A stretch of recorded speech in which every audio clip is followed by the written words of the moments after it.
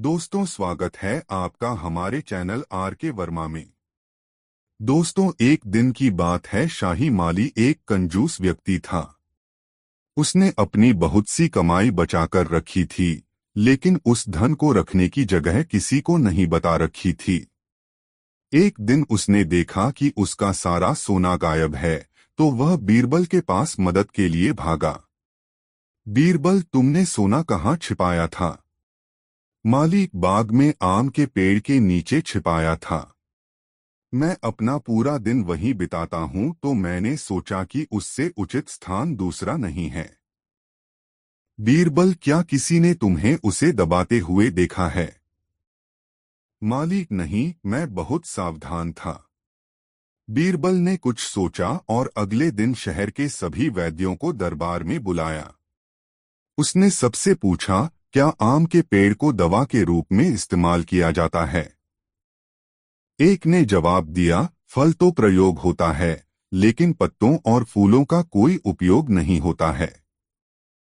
लेकिन एक वैद्य बोला, जड़ का भी उपयोग होता है। अभी 2 दिन पहले मैंने एक पीलिया के मरीज को ठीक किया है। बीरबल, तुम्हारा मरीज कौन था? वैद्य, एक व्यापारी हसन। बीरबल हसन से मिलने गया और पूछा, तुम्हारे इलाज के लिए पेड़ की जड़ कौन लाया? हसन, मेरा नौकर। बीरबल, उसे बुलाओ। जब नौकर आया, बीरबल ने उसे कहा, अगर तुमने सोना नहीं लौटाया तो तुम्हें फांसी दी जाएगी। नौकर ने तुरंत कबूल किया और थैला लौटा दिया। शिक्षा, लापरवाही से धन की हानि करना आसान होता है, जबकि उसे कमाना और खोए धन को पाना मुश्किल। दोस्तों, इस वीडियो को लाइक जरूर कर दें। जाने से पहले वह अपने मित्र के पास पहुंचा। उसने मित्र को एक थैली दी और कहा, मित्र, मैं तीर्थ यात्रा पर जा रहा हूं। अपनी यह थैली आपको सौंप रहा हूं। इसमें मेरी 1000 अशर्फियां हैं। कृपया इन्हें संभाल कर रखिएगा। जब मैं तीर्थ यात्रा से लौटकर आऊंगा, यह थैली आपसे वापस ले लूंगा। कुछ महीनों बाद वह बूढ़ा वापस आया और अपने मित्र के पास पहुंचा। उसने मित्र से कहा, मित्र, अब मेरी थैली मुझे वापस कर दो। किंतु मित्र के मन में लालच आ गया। उनसे बूढ़े से पूछा, तुम किस थैली की बात कर रहे हो? तुमने तो मुझे कोई थैली नहीं दी। बूढ़े ने विनम्रता के साथ कहा, मित्र, हंसी मत करो। उस थैली में मेरी सारी जमा पूंजी है। मेरी थैली लौटा दो। लालची मित्र ने क्रोध करते हुए कहा, कैसी थैली, मूर्ख बूढ़े! तूने मुझे कभी कोई थैली नहीं दी। इस झगड़े का कोई हल नहीं निकला तो दोनों बीरबल के पास पहुंचे। बीरबल ने दोनों की बात सुनी। उन्होंने बूढ़े से पूछा, तुमने अपनी कहाँ पर अपने मित्र को दी थी? बूढ़े ने हाथ जोड़े और बताया, श्रीमान जी, आम के बाग में एक पेड़ के नीचे। अब इसके मन में लालच आ गया है। यह मेरी थैली नहीं देना चाहता है। इस पर मित्र बोला, श्रीमान जी, यह झूठ बोलता है। इसने मुझे कोई थैली नहीं दी। बीरबल ने दोनों को चुप रहने की आज्ञा दी और बूढ़े से बोला, तुमने आम के पेड़ के नीचे थैली दी थी। यह बात पहले क्यों नहीं बताई? ठीक है, तुम जाओ और उस पेड़ को गवाही के लिए लेकर आओ। सारे दरबारी एक दूसरे को देखने लगे। भला एक पेड़ को गवाह के लिए कैसे बुलाया जा सकता है? लालची मित्र मन ही मन खुश हो रहा था। बूढ़ा उलझन में था। उसने सोचा, गवाही के लिए पेड़ को कैसे लेकर आऊंगा? किंतु वह चुपचाप बाग की ओर चल पड़ा। बूढ़े को इंतजार करते हुए 1 घंटा बीत गया। सब लोगों की चेहरों पर परेशानी दिखाई दे रही थी। आखिर एक व्यक्ति बोला, श्रीमान जी, अब तो बूढ़े का इंतजार करते हुए 1 घंटे से अधिक हो गया है, हमें कब तक इंतजार करना होगा? बीरबल बोले, धीरज रखो, वह आता ही होगा। इस पर लालची मित्र ने कहा, बूढ़ा इतनी जल्दी कैसे आ सकता है?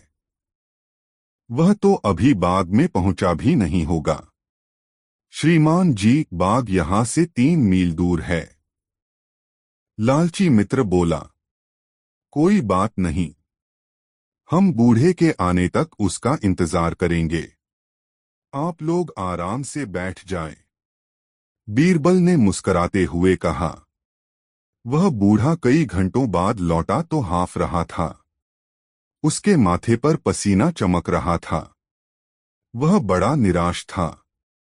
बीरबल ने उससे पूछा, क्यों? क्या हुआ? बूढ़ा बोला, श्रीमान जी, मैं बाग में गया।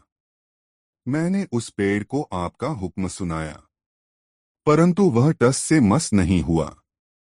कोई बात नहीं, तुम चिंता न करो, पेड़ की गवाही हो चुकी है। बीरबल ने कहा। इसके बाद उन्होंने लालची मित्र से कहा, तुम झूठे हो। बूढ़े की थैली तुम्हारे ही पास है, वरना तुम्हें कैसे पता होता कि बूढ़ा किस बाग में गया है और वह बाग कितना दूर है? बीरबल की बुद्धिमानी को देखकर सब उनकी जय जयकार करने लगे। दोस्तों, इस वीडियो को लाइक जरूर कर दें। बादशाह अकबर ने सुना कि कोई ज्योतिष शेखी बघारता है कि उसकी भविष्यवाणी कभी झूठी नहीं हो सकती। उसे सजा देने के लिए दरबार में बुलाया गया।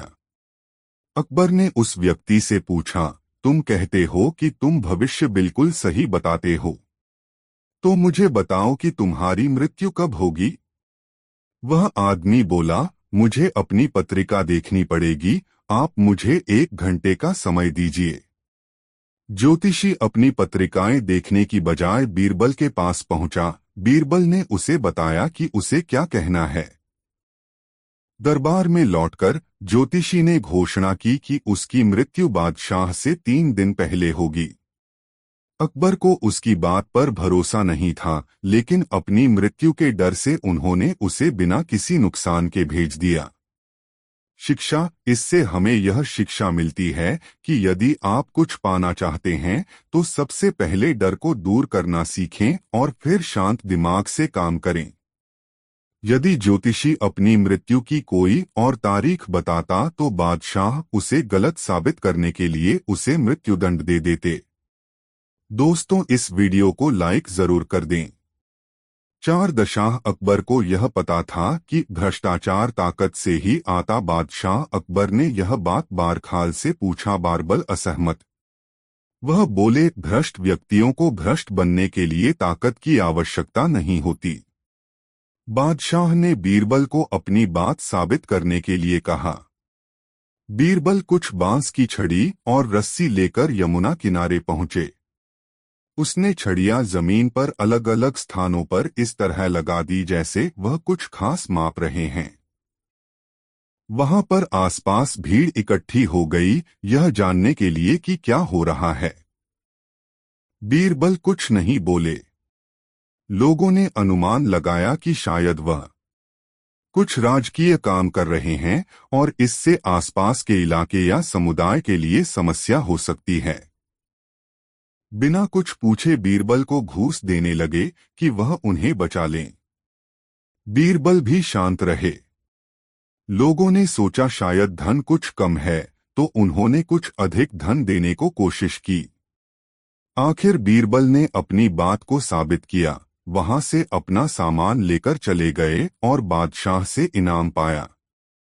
शिक्षा। भ्रष्टाचार को बढ़ने के लिए शक्ति के साथ उसके भुगतने वालों की सहायता भी बढ़ावा देती है।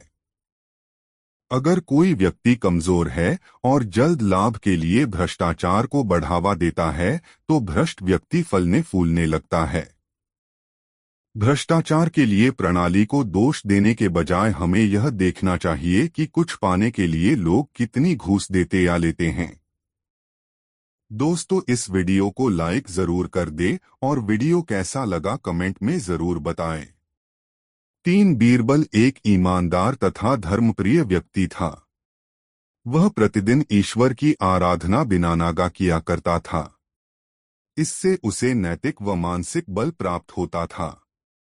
वह अक्सर कहा करता था कि ईश्वर जो कुछ भी करता है मनुष्य के भले के लिए ही करता है। कभी कभी हमें ऐसा लगता है कि ईश्वर हम पर कृपादृष्टि नहीं रखता, लेकिन ऐसा होता नहीं। कभी कभी तो उसके वरदान को भी लोग शाप समझने की भूल कर बैठते हैं। वह हमको थोड़ी पीड़ा इसलिए देता है ताकि बड़ी पीड़ा से बच सकें। एक दरबारी को बीरबल की ऐसी बातें पसंद न आती थीं। एक दिन वही दरबारी दरबार में बीरबल को संबोधित करता हुआ बोला, देखो ईश्वर ने मेरे साथ क्या किया। कल शाम को जब मैं जानवरों के लिए चारा काट रहा था तो अचानक मेरी छोटी उंगली कट गई। क्या अब भी तुम यही कहोगे कि ईश्वर ने मेरे लिए यह अच्छा किया है? कुछ देर चुप रहने के बाद बोला बीरबल, मेरा अब भी यही विश्वास है, क्योंकि ईश्वर जो कुछ भी करता है मनुष्य के भले के लिए ही करता है। सुनकर वह दरबारी नाराज हो गया कि मेरी तो उंगली कट गई और बीरबल को इसमें भी अच्छाई नजर आ रही है। मेरी पीड़ा तो जैसे कुछ भी नहीं। कुछ अन्य दरबारियों ने भी उसके सुर में सुर मिलाया। तभी बीच में हस्तक्षेप करते हुए बादशाह अकबर बोले, बीरबल हम भी अल्लाह पर भरोसा रखते हैं, लेकिन यहाँ तुम्हारी बात से सहमत नहीं। इस दरबारी के मामले में ऐसी कोई बात नहीं दिखाई देती जिसके लिए उसकी तारीफ की जाए। बीरबल मुस्कुराता हुआ बोला, ठीक है जहां पनाह, समय ही बताएगा। अब 3 महीने बीत चुके थे। वह दरबारी जिसकी उंगली कट गई थी घने जंगल में शिकार खेलने निकला हुआ था। एक हिरन का पीछा करते वह भटककर आदिवासियों के हाथों में जा पड़ा। वे आदिवासी अपने देवता को प्रसन्न करने के लिए मानव बलि में विश्वास रखते थे। आठ वे उस दरबारी को पकड़कर मंदिर में ले गए बलि चढ़ाने के लिए। लेकिन जब पुजारी ने उसके शरीर का निरीक्षण किया तो हाथ की एक उंगली कम पाई। नहीं, इस आदमी की बलि नहीं दी जा सकती। मंदिर का पुजारी बोला, यदि 9 उंगलियों वाले इस आदमी को बलि चढ़ा दिया गया तो हमारे देवता बजाय प्रसन्न होने के क्रोधित हो जाएंगे। अधूरी बलि उन्हें पसंद नहीं।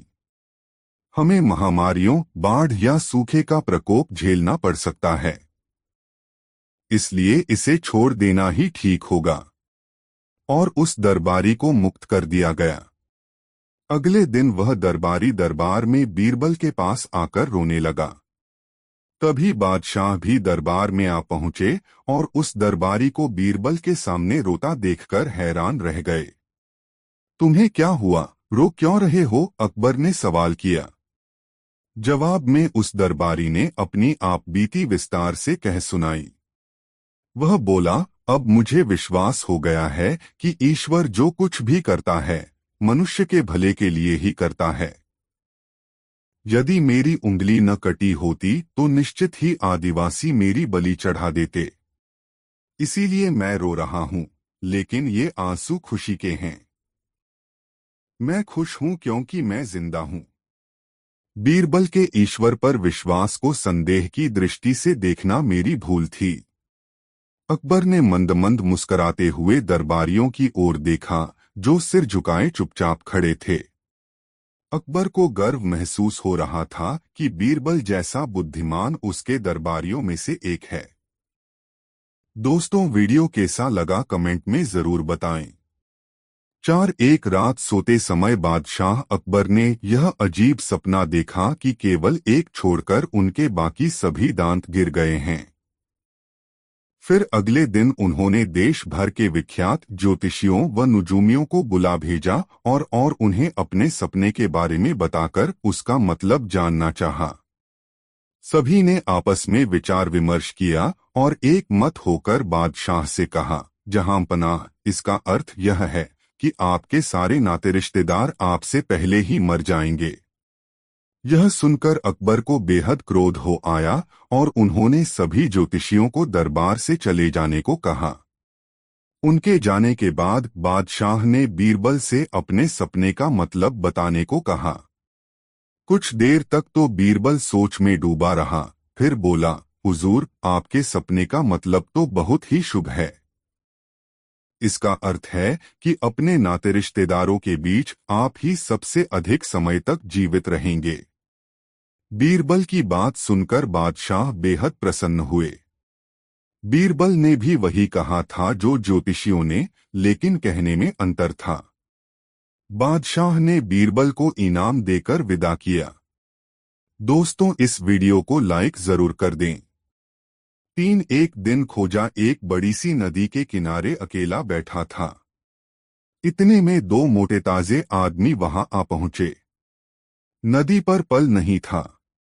दोनों खोजा से प्रार्थना करने लगे, भाई, हम दोनों राजधानी के बड़े सेठ हैं।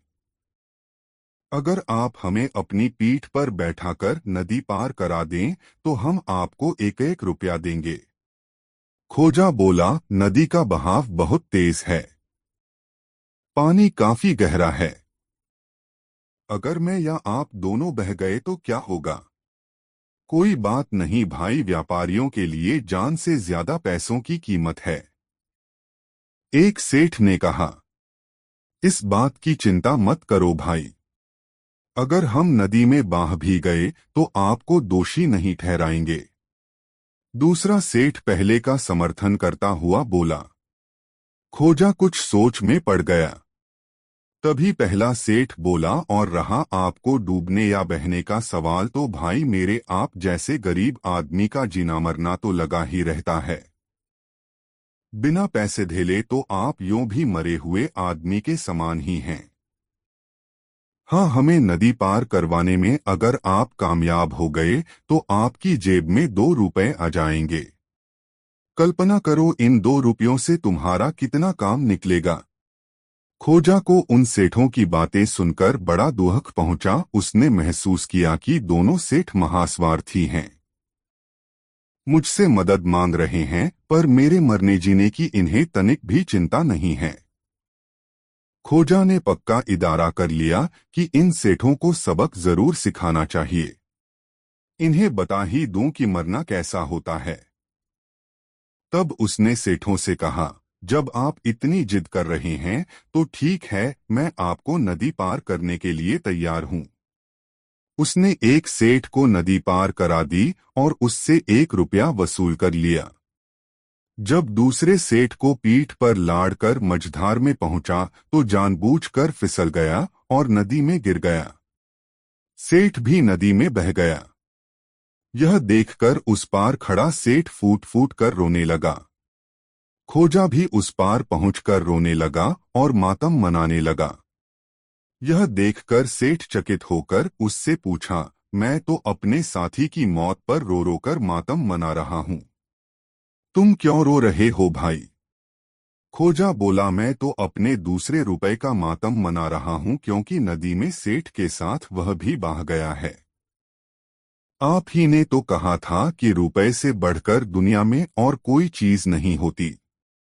दोस्तों, वीडियो कैसा लगा कमेंट में जरूर बताएं। एक दिन बादशाह और खोजा हाथी पर चढ़कर नदी किनारे सैर करने को निकले।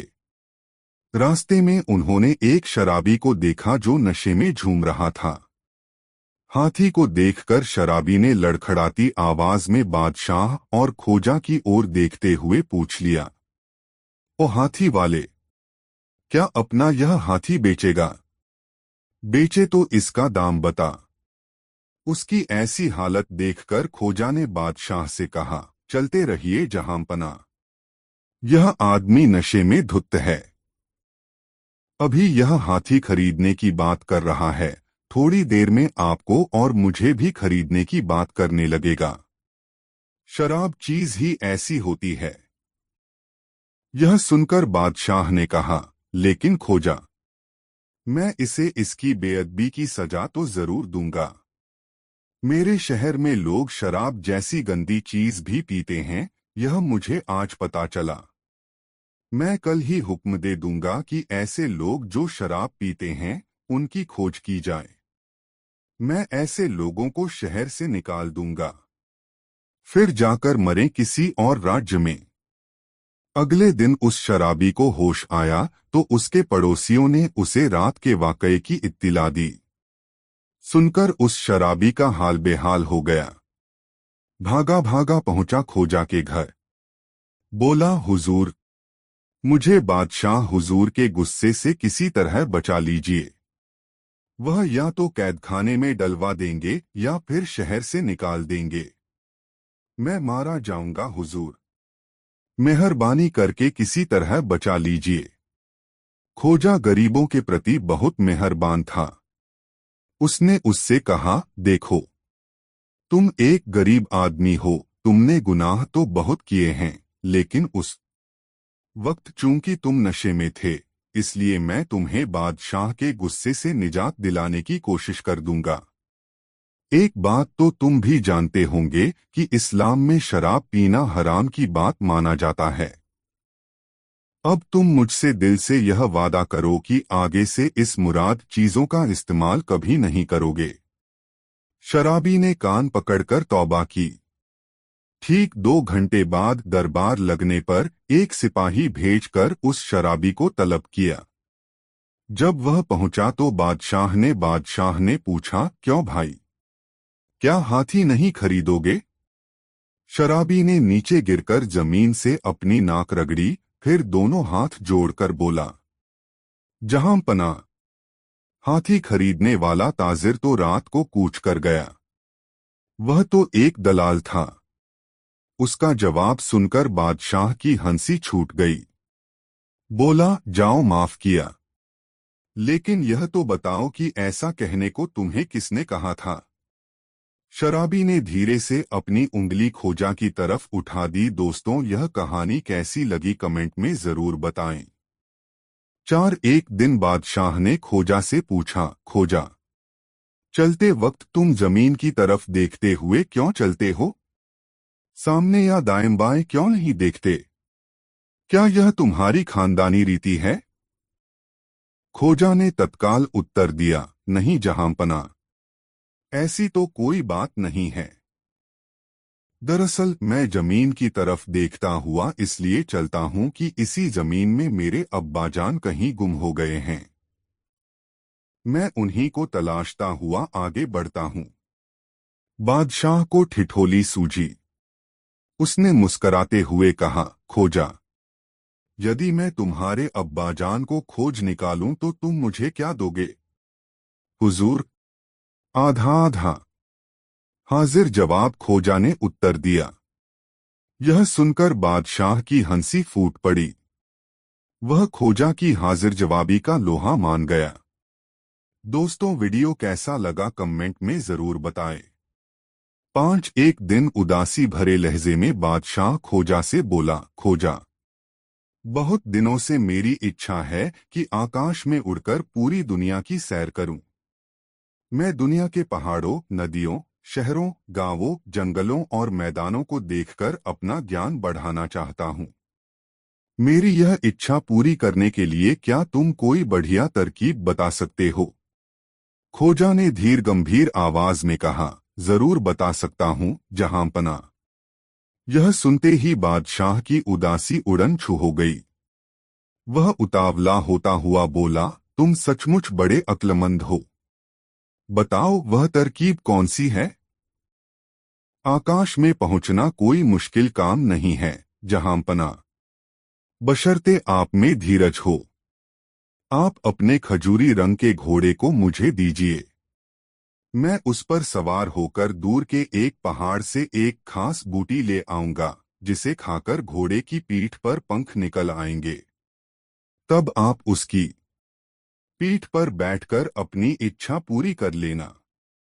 अलबत्ता मुझे वहां तक जाने आने में कोई 1 साल लग जाएगा। क्या आप इतना इंतजार कर सकते हैं? बादशाह खुशी से फूला न समाया। उसने अपने अंगरक्षक को आदेश दिया कि वह उसका घोड़ा फौरन खोजा के हवाले कर दे और उसे बहुत सारा धन भी सरकारी खजाने से दिलवा दे। खोजा घोड़े पर सवार हो गया। चाबुक लगते ही घोड़ा हवा से बातें करने लगा। घोड़े पर सवार होकर खोजा दूसरे मुल्क में पहुंचा और एक व्यापारी को राजा का घोड़ा बेचकर अपने गधे पर सवार होकर अपने घर लौट आया। घर पहुंचकर उसने बादशाह से मिला सारा धन और घोड़े को बेचकर उसे जो रुपए मिले वे सब अपनी पत्नी के हवाले किए और सारा किस्सा सुनाने के बाद यह कहता हुआ लंबी चादर तानकर सो गया कि अब 1 साल तक मुझे कहीं आना जाना नहीं है। मैं घर में हूं, यह बात किसी को न बताना। पत्नी ने सारी बात सुनी तो वह अपनी हंसी न रोक पाई, पर साथ ही उसे कुछ चिंता भी होने लगी। करीब 1 साल बाद खोजा राजमहल में पहुंचा। उसे देखते ही बादशाह ने मुस्कराकर पूछा, खोजा, 3 दिन बाद 1 साल पूरा होने वाला है। क्या मेरे घोड़े की पीठ पर पंख निकल आए हैं? हाँ, जहांपनाह, खोजा ने मूंछों पर हाथ फेरते हुए जवाब दिया। खुशी से उछलते हुए बादशाह बोला, तुमने सचमुच कमाल कर दिया खोजा। पर तुम घोड़े को साथ क्यों नहीं लाए?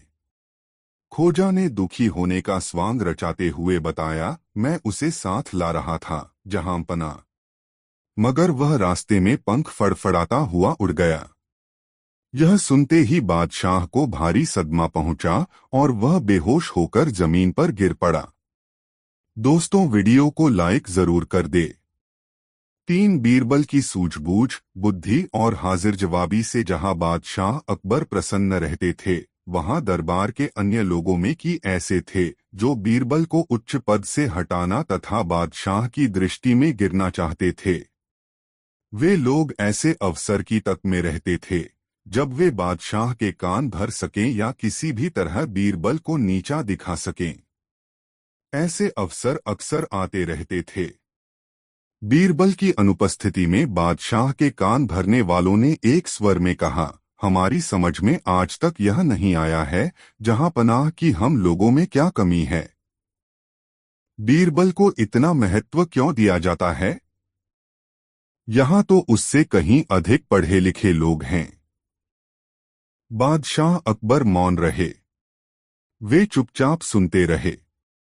बादशाह को उपेक्षा के भाव से मुस्कुराते देखकर एक मौलाना बोले, जहांपनाह, उस आदमी से आपको इतना लगाव क्यों है? क्या वह हमसे ज्यादा विद्वान है? बहुत फर्क है उसमें और आप लोगों में। बादशाह ने कहा, जानने की इच्छा है हुजूर। फर्क जानना चाहते हो? बादशाह ने पूछा। हाँ हुजूर, फर्क पता चल जाएगा। इसी समय बीरबल के पास सूचना भेज दो कि वह 7 दिनों के लिए छुट्टी पर रहें, दरबार में न आएं। तुम लोगों में जो सबसे चतुर हो वह बीरबल के स्थान पर कार्य करे। इस 1 हफ्ते में फर्क का पता चल जाएगा। ऐसा ही किया गया। उन लोगों में जो सबसे अधिक चतुर था उसे बीरबल के स्थान पर नियुक्त कर दिया गया। बीरबल को हफ्ते भर के लिए छुट्टी दे दी गई। बादशाह इम्तहान लेने का उचित अवसर और इम्तहान का विषय तलाश करते रहे। 1 सप्ताह खत्म होने को आया। 6ठा दिन था। बादशाह ने दरबारियों को एकत्र कर उनके द्वारा चुने गए उस तुर मौलाना से कहा, हमारे महल के पिछले हिस्से में कुतिया के बच्चों की सी आवाजें आती रहती हैं। देखकर आओ, क्या बात है? बहुत अच्छा हुजूर, कहकर मौलाना साहब चले गए। वे थोड़ी देर बाद लौटे तो बादशाह ने मुस्कुराकर पूछा, क्या देखा? कुतिया ने बच्चे दिए हैं हुजूर, वे ही कूकू करते रहते हैं। कितने बच्चे हैं? बादशाह ने पूछा। हुजूर, मैंने तो नहीं गिने। जाओ गिनकर आओ। बादशाह ने आज्ञा दी। मौलाना आज्ञा पाकर दोबारा गए और थोड़ी देर बाद लौट आए। आते ही बोले, जहांपनाह, 5 बच्चे दिए हैं कुतिया ने। मैं स्वयं गिनकर आया हूं। गिन आए? बादशाह ने पूछा। जी हां, मौलाना ने उत्तर दिया। अच्छा। बादशाह ने मुस्कुराकर कहा, फिर तो तुमने यह भी जरूर देखा होगा कि उनमें कितने नर हैं और कितने मादा हैं। मौलाना चकरा गए। हुजूर, यह तो देखा नहीं। मौलाना बोले, देखकर आओ। मौलाना तीसरी बार गए और यह देखकर आए कि बच्चों में कितने नर हैं और कितने नर हैं और कितनी मादाएं। आकर बोले, हुजूर, 2 नर हैं और 3 मादाएं हैं। अच्छा, जो नर हैं उनके रंग कैसे कैसे हैं? जी, मैंने दोनों नर बच्चों के रंग पूछे हैं। बादशाह ने कहा, जी, जहां तक याद है उनमें से एक तो काला है, एक शायद सफेद है। जरा मैं एक बार देख आता हूं। और मौलाना चौथी बार गए। आकर बताया कि एक नर काला सफेद है और दूसरा बादामी। मादाओं में से 2 काली और एक बादामी है। बैठ जाइए, बादशाह ने कहा। मौलाना बैठ गए। अब बीरबल को यहां बुलवाया जाए। बीरबल ने आते ही कहा, हुजूर, अभी तो 1 दिन और बाकी है, मैं परसों अपने आप ही आ जाता। जरूरी काम है, इसलिए बुलवाया है। बादशाह बोले, सेवा बताएं। बीरबल ने पूछा, हमारे महल के पिछले भाग में अजीब सी आवाजें आती हैं, जैसे कभी कुतिया भौंकने की, कभी कुतिया के बच्चों के कूकू करने की, तो कभी गुर्राने की। देखकर आओ, माजरा क्या है, जरा जल्दी लौटना। अच्छा जहांपना। बीरबल चले गए। बीरबल जब लौटे तो बादशाह ने प्रश्न किया, क्या बात है? कुतिया ब्याई है जहांपना। उसी के बच्चे कूकू करते हैं। कुतिया गुर्राती या भौंकती रही होगी रात को, कोई बात नहीं है। वहां कितने बच्चे हैं? 5 बच्चे हैं। उनमें नरमादा कितने हैं? 2 नर, 3 मादाएं। रंग किस प्रकार का है? एक नर काला सफेद, दूसरा बादामी। मादाएं 2 काली और एक बादामी है। बीरबल का उत्तर सुनकर बादशाह प्रसन्न हो गए। उन्हें इस बात पर गर्व था कि एक बुद्धिमान व्यक्ति उनके साथ रहता है। अपनी प्रसन्नता दबाए हुए वे बोले, तुम लोग समझ गए होगे कि तुम में और बीरबल में क्या फर्क है। क्यों मौलाना? जी। मौलाना का सिर शर्म से झुक गया। जिस काम को वह 4 बार में कर सका था और 2-2.5 घंटा लगाए थे, उसे बीरबल ने एक ही बार में केवल आधा घंटे में कर दिया था। वह समझ गया कि उनमें और बीरबल में फर्क है। बीरबल ने जो मान पाया है, वह अपनी योग्यता के बल पर पाया है। दोस्तों, इस वीडियो को लाइक जरूर कर दें। 4 बीरबल हमेशा एक बात कहते थे कि जो होता है अच्छे के लिए ही होता है। बादशाह अकबर उसकी इस बात को हमेशा गलत ठहराते थे। एक दिन तलवार को संभालते समय बादशाह की छोटी उंगली कट गई। बीरबल ने तुरंत बादशाह से कहा, चिंता न करें, जो भी होता है उसके पीछे कोई कारण होता है और वह कारण अच्छे के लिए होता है।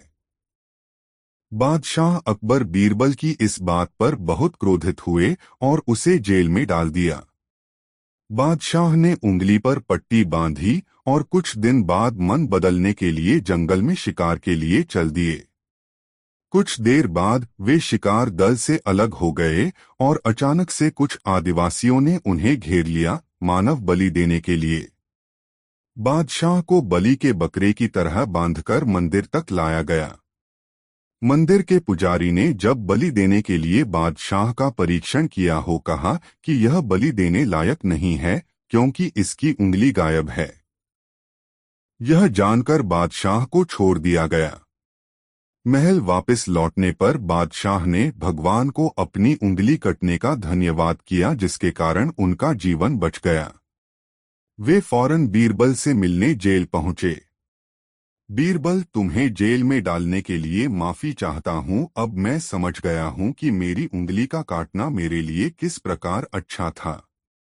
लेकिन मुझे बताओ, ईश्वर ने मुझे तुम्हें जेल में क्यों डालने दिया?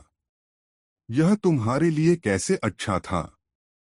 बीरबल ने उत्तर दिया, जहांपनाह, अगर मैं जेल में नहीं होता तो आप मुझे अपने साथ शिकार पर ले जाते और आदिवासियों द्वारा आपको छोड़ने पर वे मुझे के लिए ले जाते। दोस्तों, वीडियो को लाइक जरूर कर दें। 4 दोस्तों एक दिन शहंशाह अकबर नाई से अपनी हजामत बनवा रहे थे। तभी वह नाई शहंशाह अकबर की तारीफ करने लगता है। नाई जहां पनाह, आप अपनी सल्तनत में सबका ख्याल रखते हैं, बच्चे, बड़े, गरीब, लाचार आदि सबका। अकबर, शुक्रिया। नाई, लेकिन जहां पनाह। अकबर, लेकिन क्या क्या हम किसी को भूल रहे हैं जिसकी हम देखभाल नहीं करते हैं?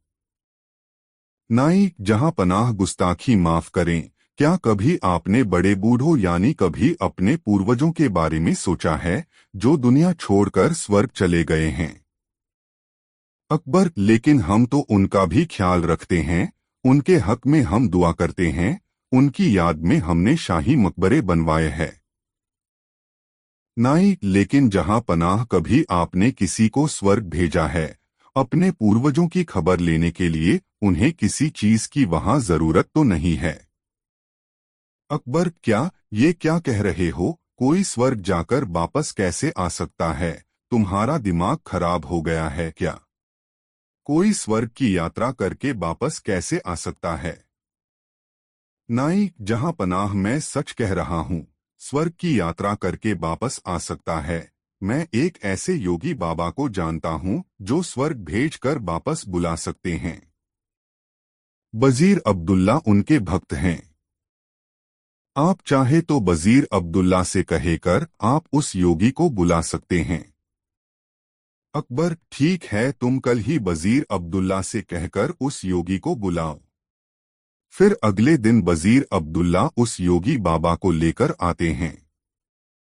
अकबर, वजीर अब्दुल्ला, क्या योगी बाबा दरबार में आ गए हैं? वजीर अब्दुल्ला, जी जहां पनाह, वो दरबार के बाहर ही खड़े हैं। आपकी इजाजत हो तो उन्हें बुलाया जाए।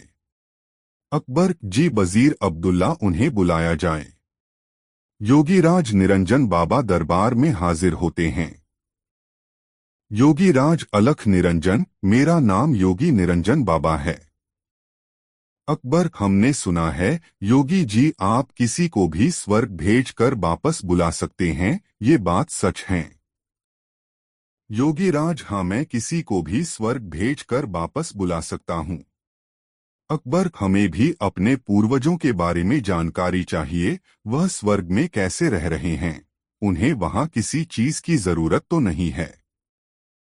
योगीराज, आप किसी भरोसेमंद इंसान को स्वर्ग भेज सकते हैं जो स्वर्ग के मोह में न फंसकर वापस आ सके।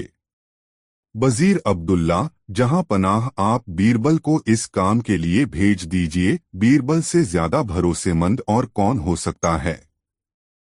अकबर, बीरबल, क्या आप हमारे लिए स्वर्ग जाएंगे?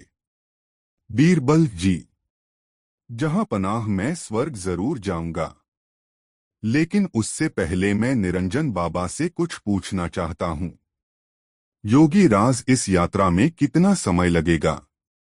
योगीराज, इस यात्रा में कम से कम 2 महीने लगेंगे अगर तुम स्वर्ग के सुख के मोह में न फंसो तो।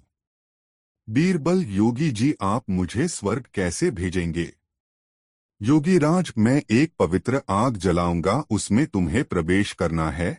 वैसे तो ये क्रिया कहीं भी हो सकती है, लेकिन हम इसे गंगा नदी के किनारे करेंगे। बीरबल, जहां पनाह, मैं काफी दिनों के लिए अपने घर से दूर रहूंगा, इसलिए मैं 4-5 दिन की मोहलत मांगता हूँ, कुछ अधूरे काम निपटाने हैं। अकबर, ठीक है बीरबल। योगीराज जी आप ये काम 5 दिन बाद संपन्न करें। अब 5 दिन बाद बीरबल को जलाने के लिए ले जाया जाता है। स्वर्ग की यात्रा के लिए योगीराज विधि संपन्न करते हैं। वह एक चिता पर फूल और कुछ सामग्री डालते हैं और बीरबल के माथे पर तिलक करते हैं और चित्त हो जाने को कहते हैं। बीरबल, अलविदा। जहां पना। अकबर, हमें आपकी बहुत याद आएगी, आप जल्दी लौटने की कोशिश करना। बीरबल, जी जहां पनाह। मैं जल्दी लौट कर आऊंगा। और फिर 2 महीने गुजर जाते हैं। शहंशाह अकबर बहुत चिंतित हो जाते हैं। अकबर, हमें बीरबल की बहुत याद आ रही है। 2 महीने गुजर चुके पर बीरबल अभी तक नहीं लौटे। हमें बहुत चिंता हो रही है। योगीराज का क्या कहना है, कब तक बीरबल लौट आएंगे? वजीर अब्दुल्ला, जहां पनाह, योगी बाबा ये भी तो कह रहे थे हो सकता है बीरबल को स्वर्ग के सुख बहुत भा गए हों और वह उन्हें छोड़कर न आना चाहें। अकबर, नहीं, ऐसा कभी नहीं हो सकता है। बीरबल ऐसा कभी नहीं कर सकते हैं। उन पर हमें पूरा भरोसा है। उसी वक्त वहां पर बीरबल आते हैं।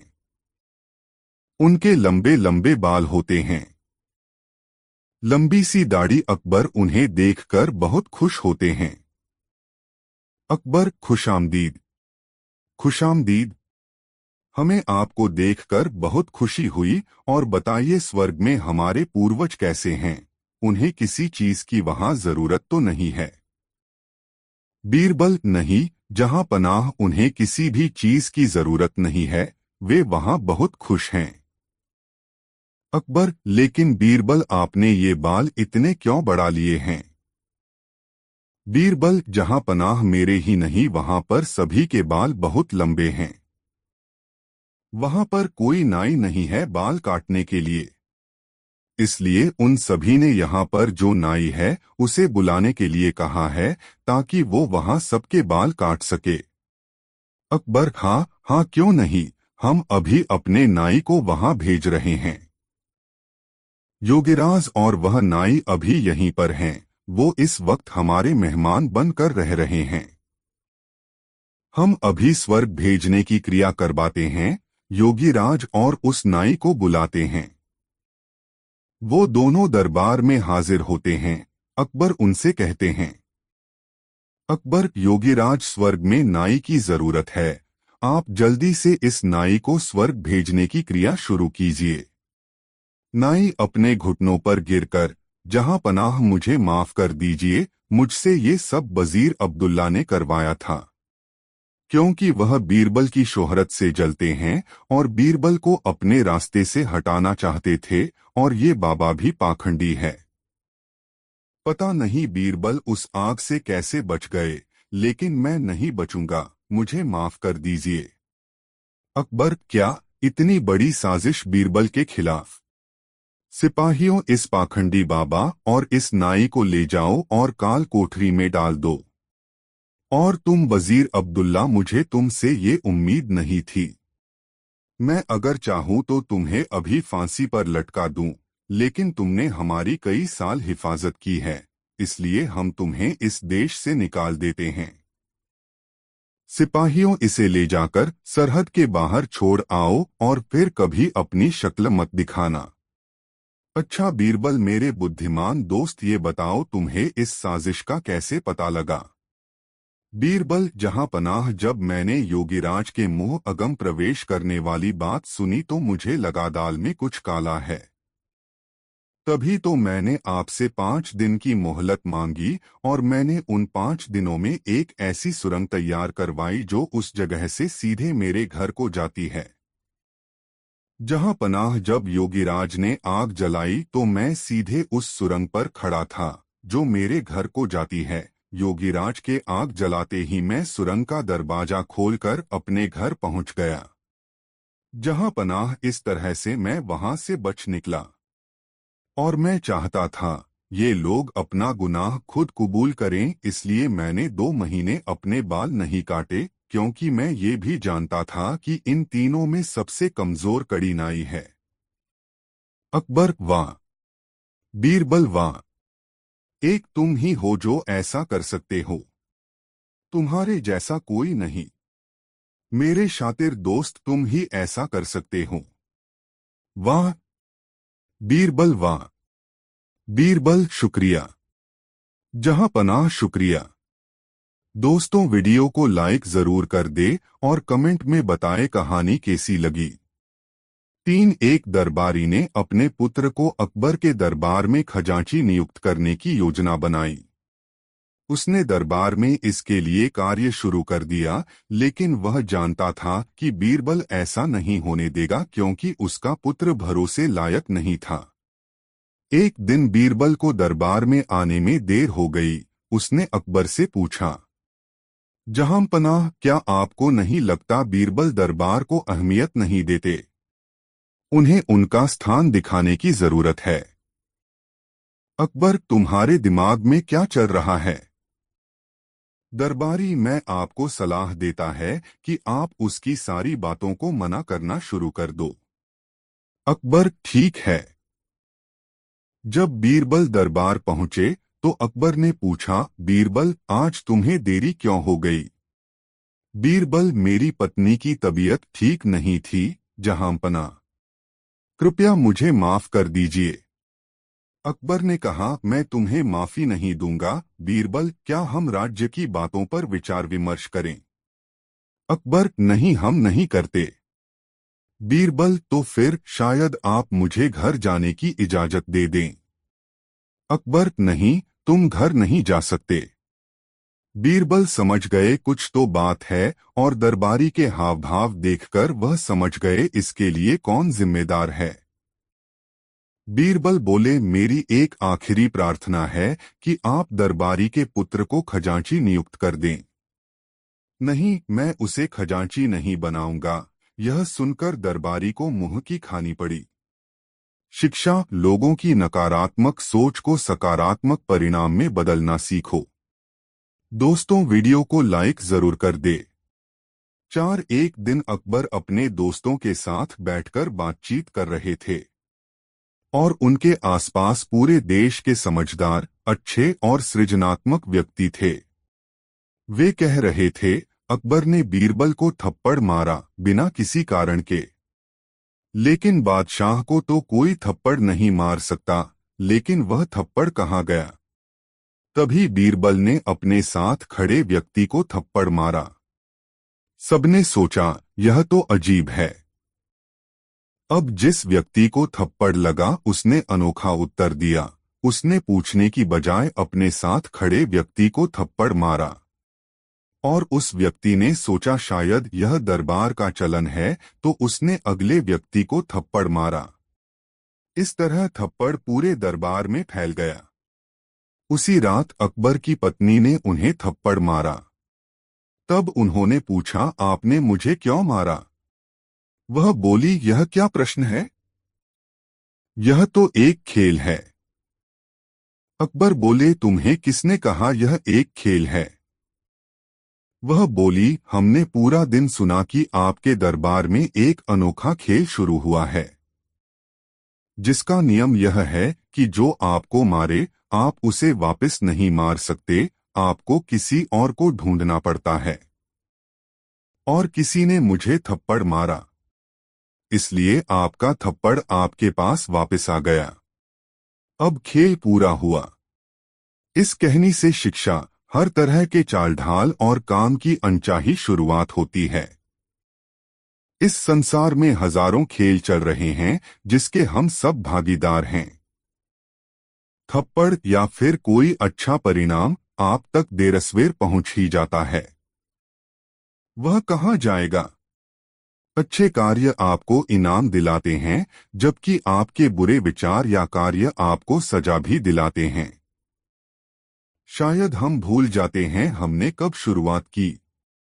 संसार बड़ा है, आप तक लौटने में समय लगता है, लेकिन हर चीज अपने स्रोत तक वापस आ जाती है। यह जीवन के मूल नियमों में से एक है। दोस्तों, वीडियो को लाइक जरूर कर दे और कमेंट में बताएं कहानी कैसी लगी।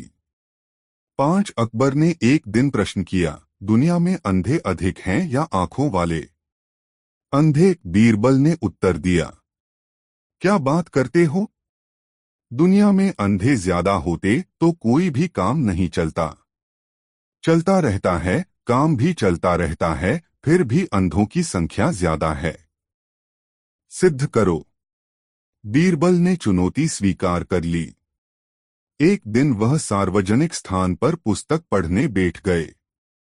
उन्होंने अपने पास एक कागज और कलम रख लिया। उनके पास जो भी आता यही पूछता, आप यह क्या कर रहे हो? बीरबल उसी का नाम सूची में लिख लेते। बादशाह भी आए, उन्होंने भी पूछा। बीरबल ने उनका नाम भी अंधों की सूची में लिख दिया।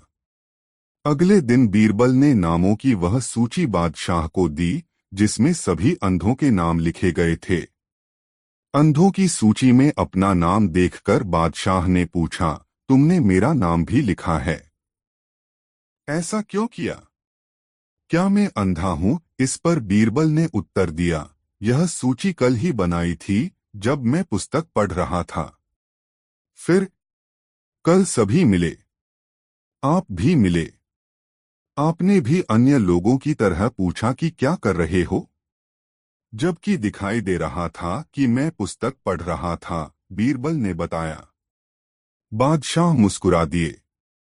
उन्होंने स्वीकार किया, बीरबल, तुमने सिद्ध कर दिया कि अंधे अधिक हैं। जी हाँ, जिनके आंखें नहीं हैं वे तो अंधे होते ही हैं। लेकिन आंखों वालों में भी अधिकांश ऐसे होते हैं जैसे इस सूची में हैं। दोस्तों, इस वीडियो को लाइक जरूर कर दें। एक दिन तुर्किस्तान के बादशाह को अकबर की बुद्धि की परीक्षा लेने का विचार हुआ। उसने एक एलची को पत्र देकर कई सिपाहियों के साथ दिल्ली भेजा।